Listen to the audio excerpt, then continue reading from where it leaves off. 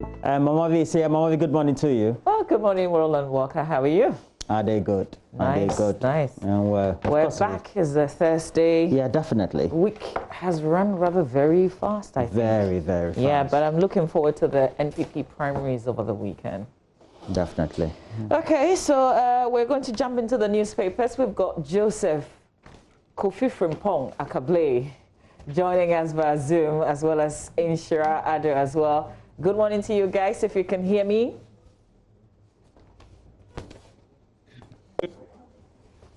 Hello, y'all. Can you say your hello again? Hi, good morning. Good morning. Good morning, Sunshine in Sharado. Yes, as you can see, it's a little cloudy, but yeah, we're still alive. All right, so Joseph is going to go through the Ghanaian Times and the Daily Guide, and Shira will have the Business Finder and the Dispatch. Let me start with the Daily Graphic newspaper on the front page. Well, it's all about the NPP primaries. They've got the hot spots on the front page of the paper, so they've zeroed in on some specific areas.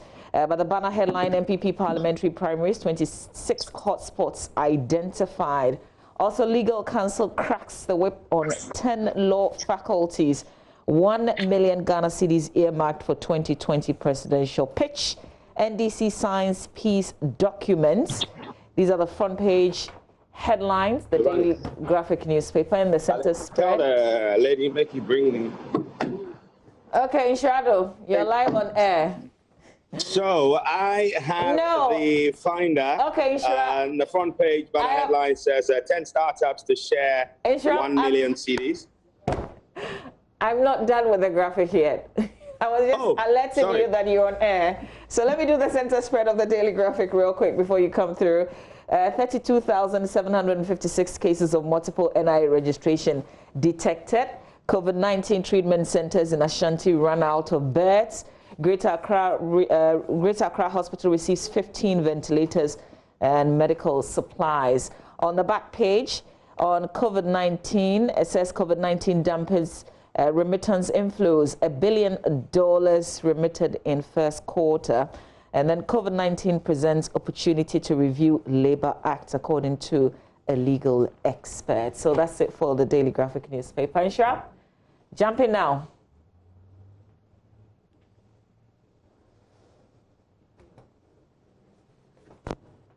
Inshira, you have to unmute your sound. 10 startups to share 1 million CDs. And this is in the Presidential Business Pitch Season 3, according to the Minister for Business Development. And also, Ghana Ports and Harbour Authority secure consultants for Port of Keta feasibility study. And then EcoBank Ghana receives Green Climate Fund accreditation. Those are the headlines on the front page of the Business Finder. You've got a Dispatch? The Dispatch has on its front page, well, very heavy on the upcoming, MPP primary. It says Dakwa Newman likely to win Okaikoi South.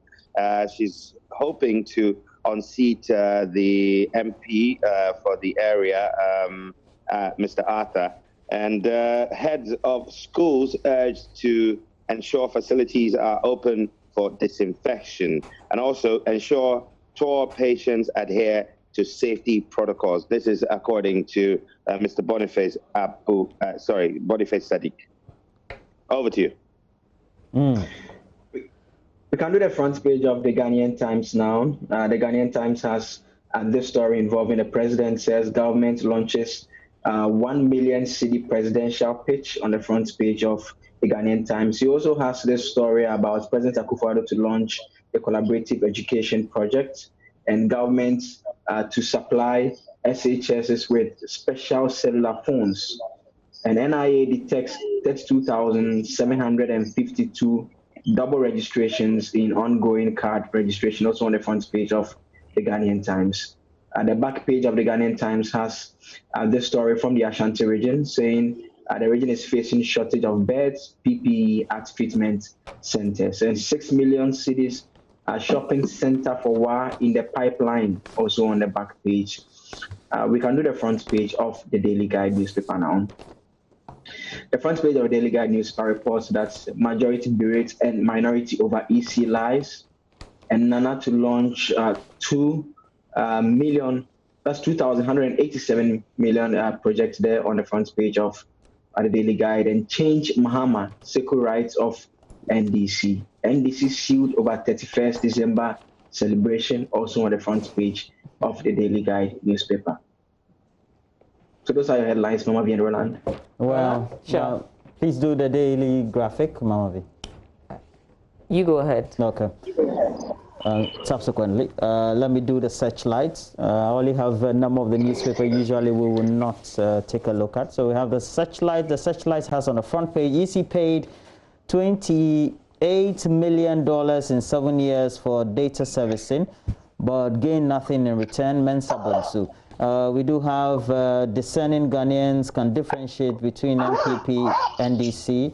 Now NDC is also signing the document to disband political vigilante groups. MPP didn't sign yesterday, but Peter McMahon, the campaign manager for the party, is indicating that they're ready to sign, or if not, they had initially been ready, and now that the NDC has signed, it also means that perhaps they may take the opportunity to do so.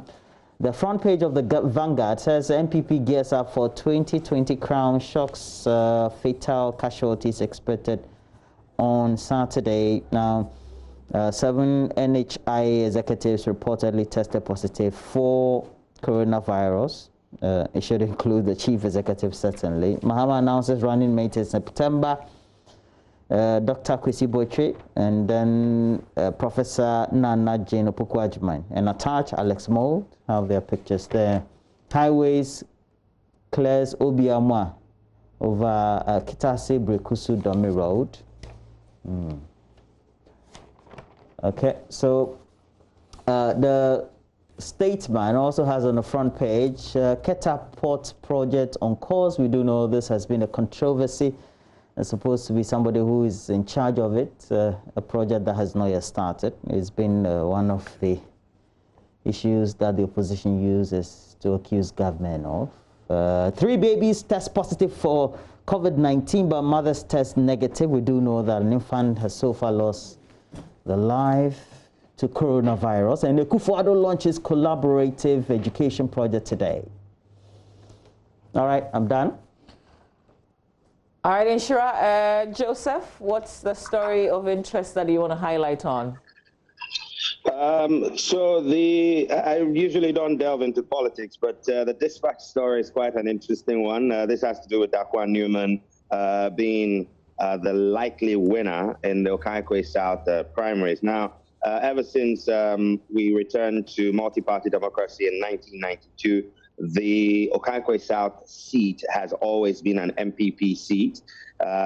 First, we had Nana Akumia, who I think ran about 3 terms or so, and then Ahmed Arthur came in the, he's had 2 terms at the moment, and it looks like he's in for some kind of a hot contest because Dakwah Newman is, I think she's the daughter of Victor Newman, and she's put her name in the hat. And there's a bit of a groundswell, quite a lot of people. And I think in Ahmed Arthur's case, the constituency, kingmakers may be wanting a new face for whatever reason we're not yet sure of. However, it is definitely going to be a very keenly contested contest for that seat. It's as if the belief is if you win the primary, you're more than likely going to, go to parliament. So the real contest for the Okaikwe seat is at the primaries level, more in the NPP's camp. Yeah, I was just going to, bring in the bit about the Daily Graphic and how they've highlighted also on some hot spots. So let me just quickly run. In the Ashanti region, there are 6 hot spots identified. One is Katie Hammond's constituency, Adanse Asokwa. There's Asante Akim North, Asante Akim South, Asante Akim Central, Bantama, and then Menchia North. Sikuma and Odobin Braka, these two places, no, it's actually one in the central region. And then Brekum East, Sunyai East in Bono, 4 places in Eastern, which is Akimoda, Akwetia, New Jabeng South, and in Koko. In the Western region, Efia, Ahanta West, Kwesimintim, and Shama, Western North, Bibiani, Ariaso, Bekwai, Navrongo, Navrongo Central in the Upper East region, certainly a place of interest. Upper West is Lara, and then Greater Accra, Adenta, Domikwabenya, Okaikwe South, Tema West, and then the northern region is Yendi and Nanton. So these are the 26 hotspots identified in the NPP parliamentary primaries. Just a couple of days. I tell you, and you know, without there's a third person who's in the race, in the person of Nana Fredio Ajimano Foriata. He's currently, I think, the board chair for the Ghana National Theatre. Now, but the funny thing is that a lot of the groundswell hardly mentions him, but he's one to watch. He's lived in the area just like, in fact, all 3 of them have all lived in the area for quite a while. It's going to come down to who knows the people the most and who the people truly like. And come Saturday afternoon, we'll know the real deal in Okankwe South. Well, I don't know whether it's about who the people really like, because this is an internal contest. It's almost like who is better appealing to the delegates and is able to hold them the way that the politicians, the 2 parties, the NPP and NDC, have been able to do it during their primaries involving delegates this 4th Republic. And we know what they do. Yeah, definitely. Joseph, you want to have an essay on this?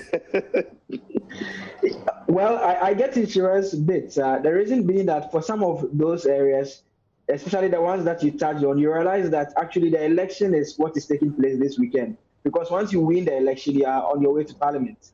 And so there is a bit of the fact that those who are going to participate in this election in terms of voting are the ones who decide who goes to Parliament for them.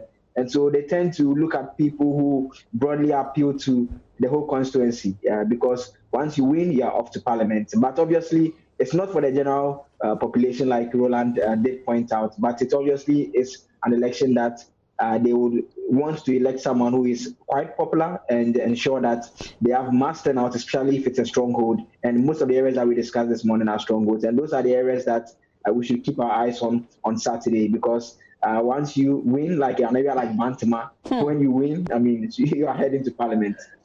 In fact, from that day onwards, they can start calling you honorable. Yeah, definitely. And it's how the contests have always gone for both the NPP and NDC. And it's rightly so, because the ruling parties and the parties where they've had the dominant votes coming from within those geographical areas know that they can take anything for granted in the wider context. Then the question becomes, how do they navigate through the delegates? And for many of the times, I know that we don't want to call a spade a spade. This is the time that the delegates think, look, usually when you get to win, for the 4 years that you are in Parliament, your business is not our business, because you're not going to bring your business to us. So they then try to milk the situation as much as possible. We've seen TVs being shared. We've seen now good appliances. It used to, back in the day, you get textiles, you get a bit of baskets and rice, etc. But look, they've inched up the... Is it them or is just the candidate? Because I learned something, and I'm still learning a few things in the internal politics, the intra-politics. You don't start sharing in the early stages. You've got to wait. This is a very good time to begin to share, because you up the price. So if I was given 1,000 Ghana cedis, you must have a lot. Exactly. Because if I'm given 1,000, somebody's going to up it and go to either 1,005 or 2,000. It's like some bidding process. Of course. Well, it is a bidding process, and we'll wait to see. Especially, I mean, the other thing that's worthy of note is that Dakwa is 24 years and she's contesting against 2 men who are just at 50 for Ahmed Arthur and 53 for Nana Fredio. So, I mean, to think that we celebrated 25 years of multi-party democracy since the 1992 Constitution was launched, you would think that she's a political neophyte, but a lot of people have come in looking like they are green and fresh and have shown the experienced ones how the game is truly played. Well, but she does have a very solid office. You know, the team behind her is solid. So I guess that's probably why there's this projection that she's likely to win. Right. One place I look forward to, and I know all of us want to take a look at it, it's, apart from Bantama, is the new Job in South contest, because we had somebody who almost was like a shadow economic minister when the MPP was in opposition, Dr. Makasibe Yeboah. He's having a sharp or a keen contest. The dynamics don't seem to support the incumbent, because if you take a look at what has transpired over the last 12 months, each time there's an event organized by the opponent of Dr. Makasibe Yeboah, the CEO of the free zones. Yes, you get to find that the executives nationally and regionally tend to gravitate towards that event of his opponent. And it's interesting. There's one particular event that happened. I think he was having a health walk that happened around September or so. And we had the Black Star coach at the time, Akwesi Appiah, attending a number of the national... Yes, and then even a number of the national delegates, the national executives also attending. I mean, it was just a normal gentleman's event for the community, but at the end of the day, it speaks volumes as to where they're gravitating towards. Well, sometimes the delegates necessarily looking at these things. Yes, Insurance, go ahead. Remember the phrase "fear delegates." Exactly. Until Saturday afternoon, I don't think anything is clear as daylight. Fear delegates, yeah. So, Michael... And maybe just a quick point. You know, another angle of the Saturday election is that it will be the first election in the COVID era. And so that gives us a sense of how the voting process would be, and we'll be looking out for how they'll be managing all of that. We know that the AC will be assisting them like they do for the various parties who run their elections. So we'll be monitoring how the spacing is done. This is a limited number, not even, you can't compare the numbers to those who will participate in the general elections, but it will be obviously an indicator of the process come December 7th, if COVID is still rife as it is now. Absolutely. This is your election headquarters. Trust us to bring you extensive coverage of this one with all the detailed analysis right here on JoyNews. Joseph, there's a story in one of the papers that you have that I'm interested in, but you also wrote about it on myjoyonline.com. And I did comment it's on the front page of the Daily Guide. We have another 31st December case.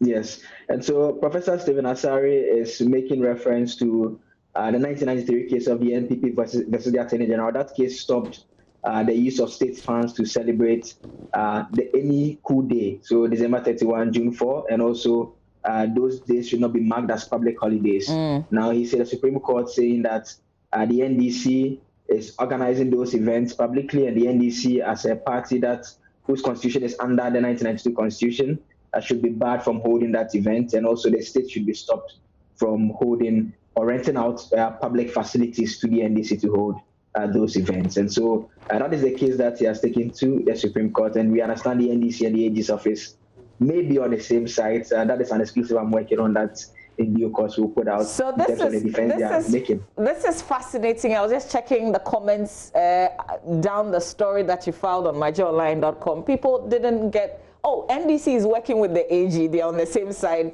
on this one. That is the news we'll be breaking quite shortly. The documents we are seeing, they are making a point that Professor Asari's case is a misunderstanding of the MPP versus Attorney General case, in that case had to do, says, don't see the ratio in that case was that don't use state funds for the celebration, and don't mark it as a holiday. And so the AG and NDC's point to understand is that if the NDC is not using state funds, why is there an issue? Yeah, I find it also very fascinating, but it's at the Supreme Court, so who are we? We'll wait to see. So we expect another story from you today? I'll release that tomorrow. Pressure. Okay, Inshira, is there a story, or Joseph? I'm a bit confused. Who's coming through with a story now?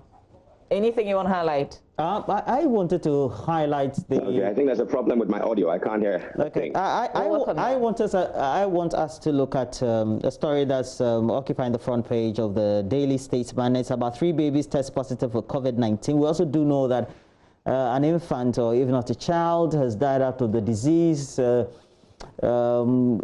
we know that there was a referral from Bolga to the Tamale Teaching Hospital, and subsequently that death occurred. But if you take a look at the statistics clearly, for which now we have over 8,000, 12,000 up-to-date cases, it gives you a certain indication about the demographics that have been lost, especially we take the deaths in the Ashanti region and the age groups for which I think, even though the numbers of the fatalities are not alarming, we should be concerned about. Over the last week, the numbers have not been good. They've been trickling so far as the 100s, the 200s, and the 300s. And indeed, the Gov't team and the Director General of the Ghana Health Service, who is on the show today, have given us the indication that they are a bit worried, even though it's not a national figure or a national pattern. They think that it's something they are looking out for. For centers to be overwhelmed in the Ashanti region, then ultimately we need to double up. What do? Do we try to bring up more isolation centers or places of treatment within a month or two, as we've been able to do right here in Accra, convert areas as quickly as possible, especially purpose for treatment? And we have to take a look at this. We're talking about this the third day in a row. We're talking about this on the show, and I believe that we need to take a critical look at how the cases are, the way they are coming in, and we have to be worried. Yeah, I listened to the regional health director, Ashanti region, yesterday, and it's an emergency. Actually, it's one of those situations that we need to give a response to ASAP. It's a dire situation in the Ashanti region. We've got to look at it, and we have to fix it. And people must take the precautions. I'm not sure what the other assemblies are doing, but we have to take a cue from what whole municipality is doing. We have to be innovative and find ways to deal with people who are not sticking by those directives in terms of the wearing of mask in public. If you're going to go out, you must be in a mask. And the assemblies can't just, you can't just say, oh, Ashanti region, for instance, you can't just say that. But the police, they had a way of dealing with people, and then you all were shouting and saying human rights, so now we can't do anything about it again. And so people can go about and do what they want to do. We can't do that. I mean, this is not a lawless country. We've got rules. There are things that we live by. And so we have to do things within that. If the whole municipality has been able to do something that's acceptable and that's legal, then the others must follow. And Ashanti region must follow. We can't have the health directorates come and tell us the things that they see each time. And it's like it's a helpless situation. They can't even do anything about it. People are just doing whatever they want to do, and we are just watching. And it cannot continue. Otherwise, we'll continue to record more cases. Here's how it looks like at the Ghana Health Service page. Confirmed cases, 12,590. Active cases, 8,114. Recoveries, 4,410. And the deaths stand at 66. So active cases, over 8,000 active cases and over 60 deaths. Yeah. We have to check it. While the 12,000 is worrying, the 8,000 is even more serious, because at the time we were told that we should look at the active cases. Now, the health authorities, when you're speaking to it, and Joseph will have a lot to say about this, don't even refer to the active cases now, because they know you can't be boasting about the active case exceeding 8,000. In the meantime, and Roland, if you recall, initially too, they used to make the point that most of the deaths you are recording has to do with people with underlying health conditions. In the last few days, the deaths we are seeing actually involve people who do not have underlying health condition. And that's a question that I would appreciate if you put it to the DG of the Health Service, because he says when someone dies and they suspect it's of corona, they ask some questions to try and understand what happened.